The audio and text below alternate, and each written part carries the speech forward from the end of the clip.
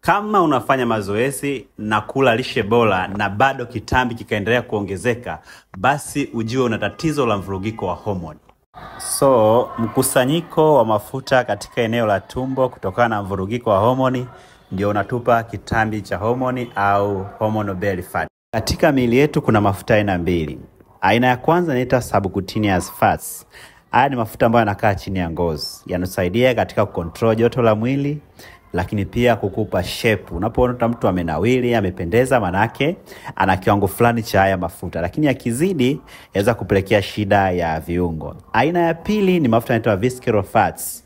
Haya ni mafuta ambayo huwa yanazunguka organs za ndani kama moyo, ini na figo. Actually, haya ndio mafuta hatari kuliko zote. Na mtu mwenye kitambi cha homoni anakuwa na wingi wa aina hii ya mafuta. Kumbuka kwamba mvurugiko wa homoni una tabia ya kuongeza mafuta ambayo huzunguka organs za ndani, na hii inakuwa ni hatari zaidi kiafya.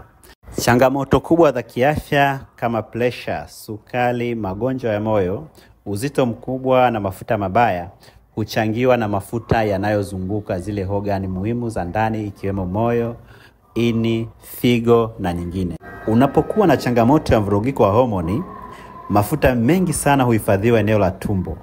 Na kwa kuwa homoni hulatibu kazi nyingi katika mwili ikiwemo usagaji chakula, utumiaji wa chakula, njaa na uzazi, swala la kupungua huwa ni moja kati ya masuala mazito au magumu sana.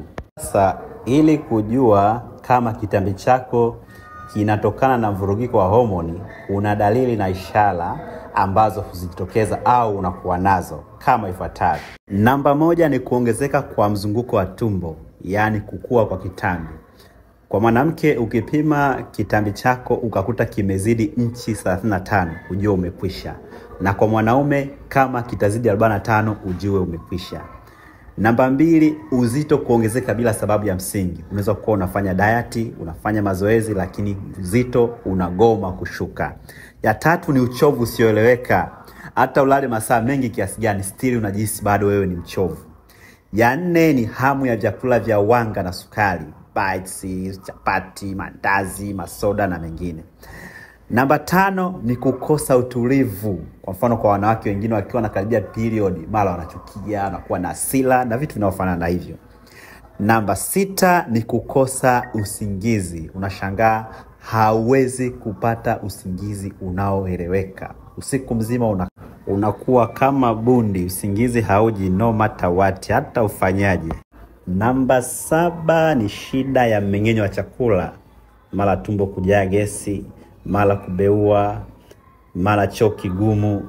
Namba 8, nywele kuwa dhaifu au kunyonyoka.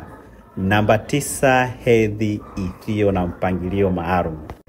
Mara mwezi umekosa, mara mwezi umepata, mara hedhi ya mabonge, yani hauna uelekeo unaoeleweka.